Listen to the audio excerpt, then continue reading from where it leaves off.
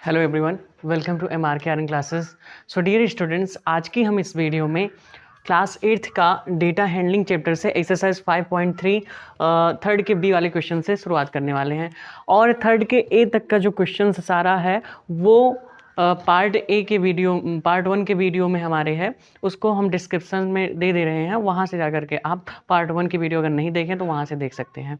चलिए हम थर्ड के बी से क्वेश्चन को शुरुआत करते हैं और क्वेश्चन को सॉल्व करते हैं। तो थर्ड का बी जो क्वेश्चन कह रहा है वो ये कह रहा है कि प्रोबेबिलिटी ऑफ गेटिंग एन एक फ्रॉम अ वेल सफल डॉक ऑफ 52 प्लेइंग कार्ड। अच्छा, तो ताश के पत्ते में ताश की गड्डी में 52 पत्ते होते हैं, आप लोगों को तो ये बात पता ही होंगी।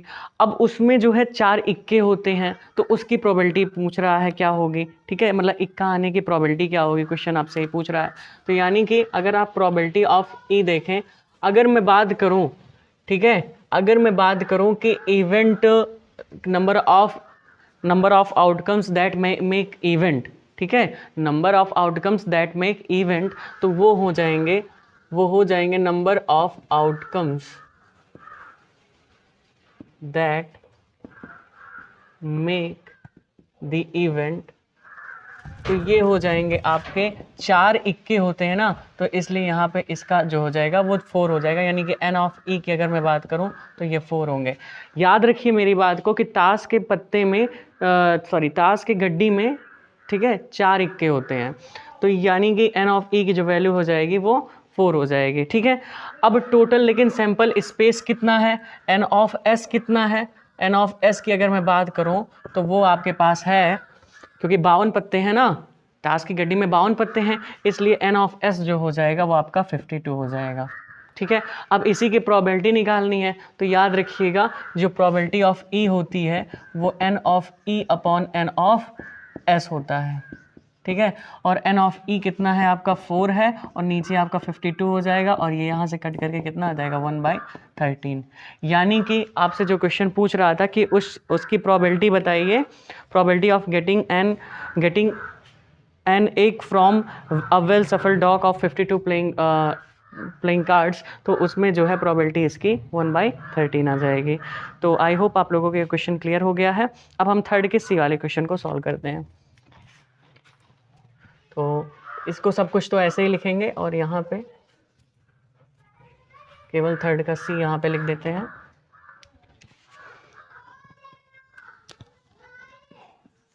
देखिए अब जो है ये कह रहा है ऐसे कुछ, ऐसे देखो यहाँ पे इस तरीके से मैं क्वेश्चन इसको बना देता हूँ, ऐसे है, और यहाँ पे जी है, ठीक है, यहाँ पे आर है, और यहाँ पे आर है, और यहाँ पे आर है, और यहाँ पे जी है, और यहाँ पे आर है, और यहाँ पे जी है।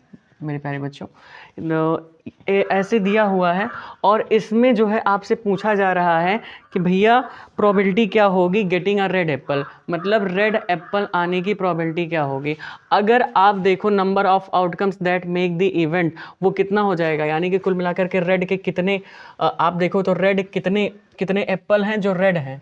ठीक है, कितने एप्पल हैं जो रेड है, ग्रीन है और रेड है, तो कितने एप्पल हैं जो रेड है, तो 1 2 3 4, यानी कि जो ये है वो 4 है। ठीक है, तो यानी कि n ऑफ ई की अगर मैं वैल्यू पूछूं तो आप बोलोगे कि सर 4 है। ठीक है, और टोटल, अगर मैं टोटल की बात करूं, टोटल नंबर ऑफ आउटकम्स, तो आप इसमें से गिन लो टोटल, ग्रीन को भी सेब को भी मिला करके, ग्रीन और रेड दोनों सेब को मिला करके टोटल नंबर ऑफ आउटकम्स कितने हैं। तो टोटल नंबर ऑफ आउटकम्स जो हो जाएंगे, यानी कि जो n ऑफ s की जो वैल्यू हो जाएगी वो कितनी हो जाएगी, क्योंकि उसमें ग्रीन भी है और रेड भी है, तो 3 3 6 7, इसका जो हो जाएगा वो 7 हो जाएगा। और प्रोबेबिलिटी ऑफ e जो होता है वो होता है n of e upon n of s, और यहाँ से आपका ये 4/7 हो जाएगा। हमेशा एक बात याद रखिएगा, जो प्रोबेबिलिटी होती है वो 1 से कम आती है। ठीक है, तो इसको डिवाइड भी करेंगे तो आपकी प्रोबेबिलिटी 1 से कम ही आएगी। ठीक है, चलिए ये हो गया। अगला क्वेश्चन करते हैं, अगला क्वेश्चन करते हैं।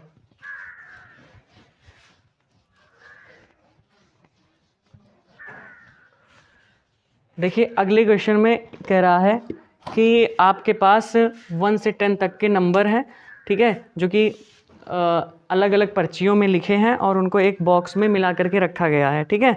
One slip is chosen from the box without looking into it, what is the probability of getting a number 6। तो 6 आने की प्रोबेबिलिटी क्या होगी, ठीक है, 6 नंबर आने की प्रोबेबिलिटी क्या होगी, उसमें कई दिए हैं, फोर्थ का, फर्स्ट, सेकंड, थर्ड, फोर्थ, आप लोग अपने बुक में देखते रहिएगा।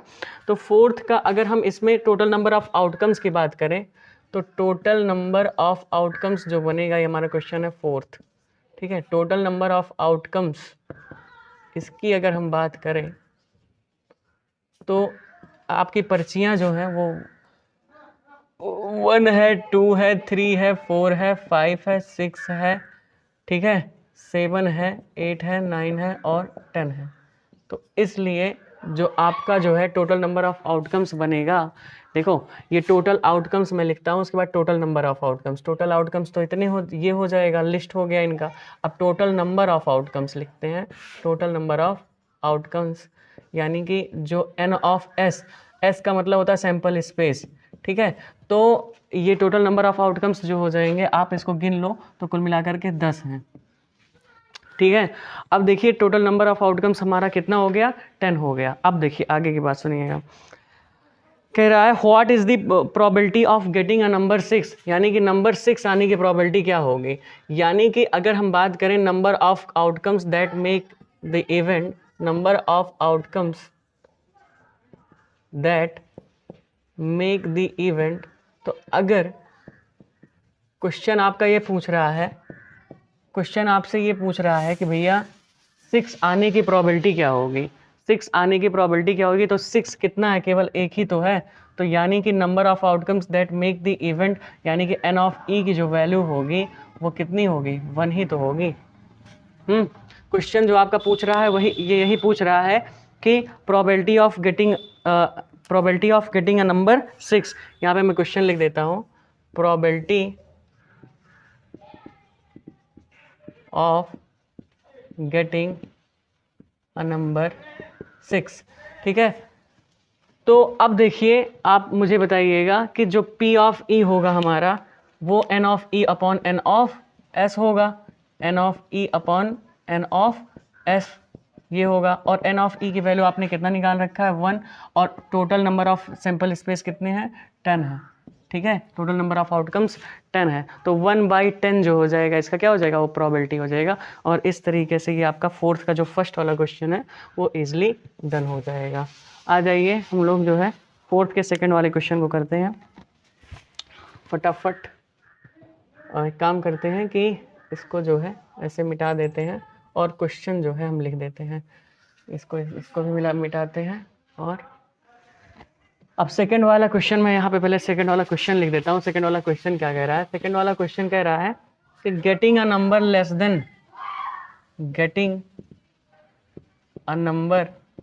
लेस देन 6, ये आपका क्वेश्चन कह रहा है, ठीक है। ये क्वेश्चन है जो मैंने रेड पेन से लिखा है। अब getting a number less than 6, तो अब यहाँ पे लिखोगे number of outcomes that make the event, तो वो कितना हो जाएगा, n ऑफ e की वैल्यू क्या हो जाएगी, n ऑफ e की जो वैल्यू हो जाएगी तो मेरे प्यारे बच्चों वो हो जाएगी 6 से कम, 6 से कम। तो 6 से कितने नंबर हैं जो कम है, 5 है, 4 है, 3 है, 2 है और 1 है, यानी कि कुल मिलाकर के इसका क्या हो गया, 5 हो गया। अब प्रोबेबिलिटी ऑफ e की मैं बात करूंगा तो आप मुझसे बोलोगे कि sir n of e upon n of s ही होता है, ठीक है।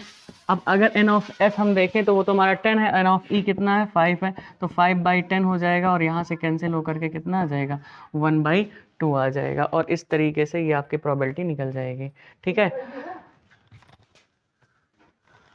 तो इस तरीके से आपकी ये जो हो जाएगी वो प्रोबेबिलिटी हो जाएगी। अगला वाला क्वेश्चन करते हैं, getting a number less than 6, ठीक है। तो 6 से कम नंबर कितने थे, 1 है, 2 है, 3 है, 4 है और 5 है, इसलिए इसका n ऑफ e की जो वैल्यू हुई वो 5 हो गई। अगला क्वेश्चन करते हैं, गेटिंग अ नंबर, अब की बार लिखा है यहाँ को, इसको जो है इतना मिटाते हैं और ये मिटाते हैं और ये मिटाते हैं। तो क्वेश्चन है अब की बार getting a number greater than 6, और ये आपका थर्ड क्वेश्चन है, ठीक है ना, getting a number greater than 6। चलिए इसको करते हैं हम। तो number of outcomes that make the event n of E की जो वैल्यू होगी, अब देखो 6 से getting a number greater than 6, 6 से जितने भी बड़े हों, ठीक है, getting a number greater than 6, अभी लेस देन था, अब की बार क्या है, ग्रेटर देन है। तो ग्रेटर देन यानी कि 6 से कितने नंबर हैं जो बड़े हैं, तो 7, 8, 9 और 10। तो इसका एन ऑफ ई की जो वैल्यू होगी वो कितनी हो जाएगी, 4 हो जाएगी। तो यानी कि अब प्रोबेबिलिटी ऑफ ई के अगर हम जब लिखेंगे तो लिखेंगे n of E upon n of S लिखेंगे, और यहाँ पे 4 हो जाएगा, और टोटल नंबर ऑफ स्पेस कितना है, मतलब सिंपल स्पेस कितना है, तो 4/10 हो जाएगा, और यहाँ से कट करके 2/5 आ जाएगा, और इसकी प्रोबेबिलिटी आ जाएगी। तो इस तरीके से स्टूडेंट्स ये भी इजीली डन हो गया। आइए अब गेटिंग ऑफ 1 डिजिट नंबर करते हैं, getting off 1 digit number, fourth वाला देखेंगे आप। फोर्थ वाला क्वेश्चन कह रहा है, इसको भी मिटा देते हैं और इसको। फोर्थ वाला क्वेश्चन आपका ये कह रहा है getting a number, getting a 1 digit number, getting a 1 digit number. So dear students, अब 1 डिजिट नंबर अगर आपसे मैं पूछूं कि इसमें बता दो कि 1 डिजिट नंबर कौन से हैं, तो तुम बोलोगे सर 10 को छोड़कर, 10 जो है वो 2 डिजिट नंबर है, बाकी सब 1 डिजिट नंबर है। बोलोगे कि नहीं बोलोगे? यानी कि 1, 2, 3, 4, 5, 6, 7 और 8 और 9, ये कुल मिलाकर के 9 इवेंट हुए कि नहीं, मतलब 9 आउटकम्स हुए कि नहीं, ठीक है।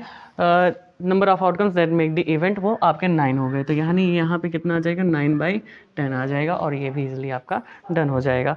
तो फोर्थ के जितने भी आपके क्वेश्चन थे, फर्स्ट, सेकंड, थर्ड और फोर्थ, वो सब हो गया है। अब जो है हम जो है फिफ्थ वाला क्वेश्चन सॉल्व करते हैं हम।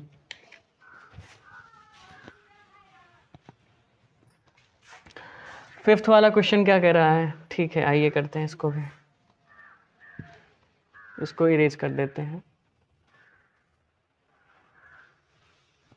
पूरा इरेज करना पड़ेगा।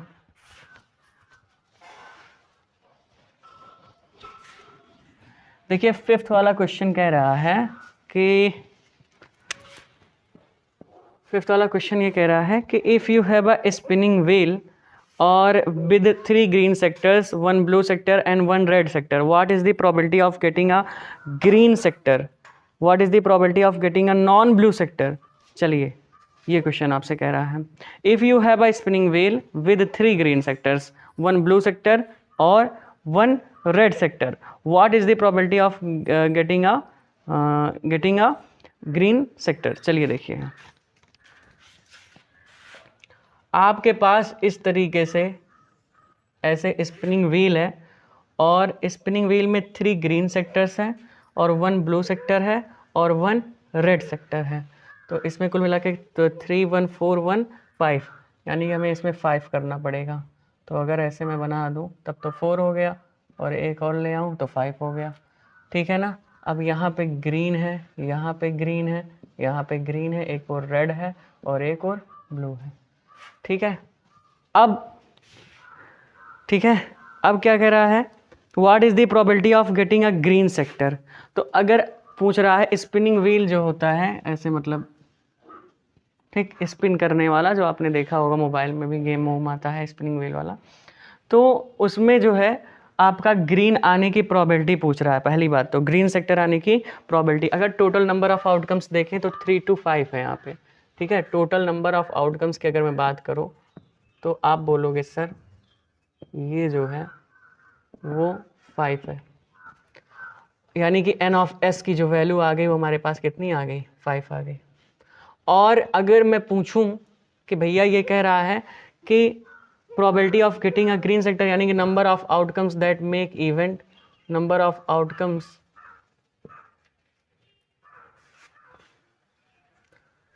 दैट मेक द इवेंट, वो कितना होगा। मतलब कि इसका मतलब ये है कि number of outcomes that make the event, यानी कि वो कितना हो जाएगा, ग्रीन इस पे भी आ सकता है, इस पे भी आ सकता है, इस पे भी आ सकता है, यानी कि 3 हो जाएगा। यानी कि एन ऑफ ई की जो वैल्यू हो गई वो कितनी हो गई, 3 हो गई।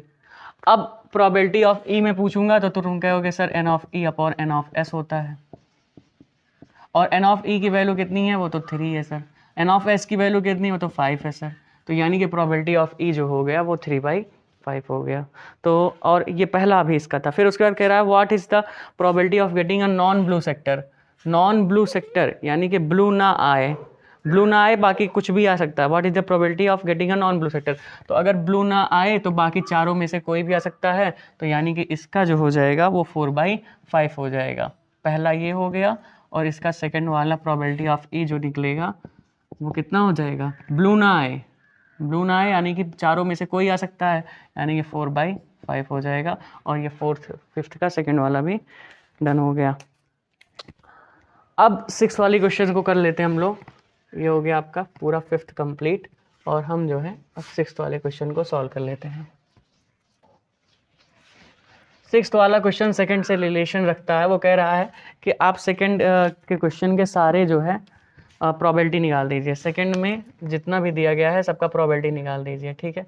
तो पहले एक काम करते हैं, पहले हम डाइस को थ्रोन करने पर जो नंबर ऑफ, अगर जो टोटल आउटकम्स होंगे वो कितने होंगे, टोटल आउटकम्स वो हो जाएंगे 1 से 1 2 3 4 5 6। जब डाइस को थ्रो किया जाएगा तो भैया 1 2 3 4 5 6 इतना ही तो बनेगा कंडीशन। तो यानी कि अब जो है ये आ गया, और एन ऑफ एस की अगर मैं वैल्यू पूछूं तुम बोलोगे सर 6 होगा, ठीक है। मैं पूछूं कि भैया probability of getting a prime number, अगर मैं यहाँ से एन ऑफ ई की वैल्यू पूछूं तुमसे कि जो number of outcomes that make the event पूछूं, तो तुम कहोगे कि सर पहला वाला क्वेश्चन है कि अ प्राइम नंबर, मतलब प्राइम नंबर आने की प्रोबेबिलिटी पूछ रहा है, यानी प्राइम नंबर कौन कौन से हैं, ये है, ठीक है, ये है और ये है, 2 3 5 इसमें है। तो यानी कि 3 हो गए इसके प्राइम नंबर, यानी कि नंबर ऑफ ई जो हो जाएगा वो कितना हो जाएगा, 3 हो जाएगा। 2 3 5 है, ठीक। अब प्रोबेबिलिटी ऑफ ई क्या होगा, n of E upon n of S होगा। तो यहाँ से 3/6 हो जाएगा, और ये कैंसिल होकर के 1/2 आ जाएगा, ठीक है। ये आपका हो गया। और सेकंड वाला क्वेश्चन कह रहा है कि not a prime number, second कह रहा है not a prime number, second वाला बोल रहा है नॉट अ प्राइम नंबर। तो अगर मैं आप लोगों से एन ऑफ ई की वैल्यू पूछूं तो आप लोग बोलोगे कि सर जो प्राइम नंबर नहीं है वो तो 1 है, 4 है और 6 है, 1 है 4 है और 6 है, यानी कि 3 इसमें भी है, तो 3 ये भी आ गया। और एन ऑफ एस पहले से हम लोग लिख रखे हैं, कितना है एन ऑफ एस, 6 है। तो इसकी जो प्रोबेबिलिटी होगी वो भी कितनी हो जाएगी, n of E upon n of S, यानी कि 3/6, और यहाँ से कैंसिल होकर के 1/2 हो जाएगा, ठीक है। अगला वाला कर लेते हैं, ठीक है। सेकंड वाला क्या कह रहा है, सेकंड क्या कह रहा है, सेकंड का फर्स्ट है। सेकंड का ए वाला ऑप्शन कह रहा है कि अ नंबर ग्रेटर देन 5, अ नंबर ग्रेटर देन 5, भैया 5 से बड़े नंबर, तो 5 से बड़ा हो जो वो तो 6 ही है केवल, तो एन ऑफ ई की वैल्यू जो हो जाएगी वो 1 हो जाएगी, और एन ऑफ एस तो आपने पहले से ही 6 लिख रखा है, तो प्रोबेबिलिटी ऑफ ई जो हो जाएगी वो 1/6 हो जाएगी प्रिय बच्चों। अगला देखो बी वाला, देखो बी वाला क्या कह रहा है कि a number not greater than 5, a number not greater than 5, मतलब 5 से बड़े ना हो, 5 से बड़े ना हो, a number not greater than 5। तो इसका कौन सा निकलेगा आपका, इसका निकल जाएगा कि जो 5 नंबर से बड़ा ना हो, तो 5 नंबर से बड़ा ना हो यानी कि 5 नंबर के बराबर हो सकता है, 5 नंबर से छोटा हो सकता है, यानी कि 2 2 4 1 5, यानी कि एन ऑफ ई की वैल्यू कितनी आ गई, यहाँ पे 5 आ गई, और प्रोबेबिलिटी ऑफ ई जो हो जाएगी वो 5/6 हो जाएगी। और इस तरीके से ये भी हो गया आपका डन। तो ये सारे क्वेश्चंस एक्सरसाइज 5.3 के डियर स्टूडेंट्स आपके कंप्लीट हो चुके हैं, ये कंप्लीट है। और अब अगर आपको वीडियो अच्छी लगी हो, ठीक है, तो वीडियो को लाइक कर देना, और ज़्यादा से ज़्यादा चैनल को सब्सक्राइब करना। Thank you for watching this video. जय हिंद, जय भारत।